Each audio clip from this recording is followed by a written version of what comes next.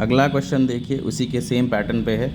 The distance between two consecutive base pairs is 0.34 nm। तो 0.34 nm दोनों के बीच की डिस्टेंस ये देखिए मार्क की है मैंने, वही सेम पैटर्न आएगा।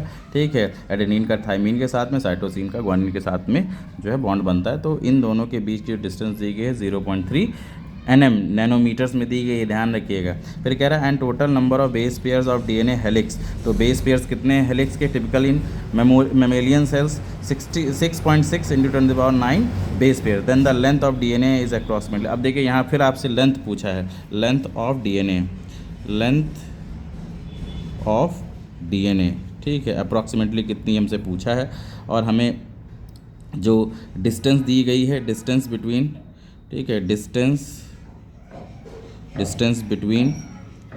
Between base pairs. ठीक है, बेस पेयर्स कितनी है? 0.34 nm में है, नैनोमीटर्स को मल्टीप्लाई कर लीजिएगा मीटर में चेंज करने के लिए।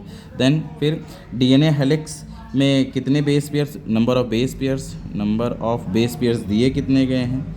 ठीक है, बेस पेयर्स कितने दिए गए हैं? तो वो हो जाएंगे 6.6 × 10⁹ तो अब आपने देखा 2-3 क्वेश्चन कर लिए हैं। अब यहाँ देखिए नंबर ऑफ बेस पेयर्स दिया गया है और डिस्टेंस दिया गया है, तो हमें लेंथ निकालने के वही same formula L = N × D।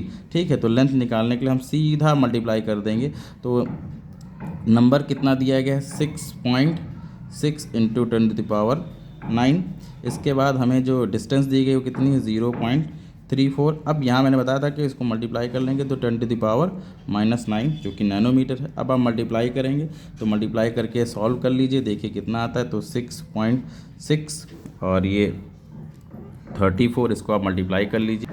तो ये देखिए मल्टीप्लाई करने पे कितना हमारा आएगा? 2.244। अब इनकी पावर को भी हम लोग रिड्यूस कर लेंगे। तो पावर अब देखिए कुछ नहीं करना है, पावर ये है 10⁻, ये पॉजिटिव है, ये 10⁻- नेगेटिव है, तो ये दोनों पावर आपस में ही कट जाएंगी। तो जो हमारा जो आंसर निकल के आएगा वो 2.244 अप्रॉक्सीमेटली। अगर हम बात करें तो 2.2 तक चले जाएंगे, 4 तक भी जा सकते हैं। तो इस तरीके से इस क्वेश्चन को सॉल्व करना। अब ये क्वेश्चन आपको न्यूमेरिकल फॉर्म में भी पूछा जा सकता है और थ्योरेटिकल फॉर्म में तो है ही है। तो इसको देखिएगा, ये मोस्ट टिपिकल है इसी पैटर्न में। अब देखिए इस तरह के क्वेश्चन में आपसे बेस पेयर की वैल्यू बदल सकता है।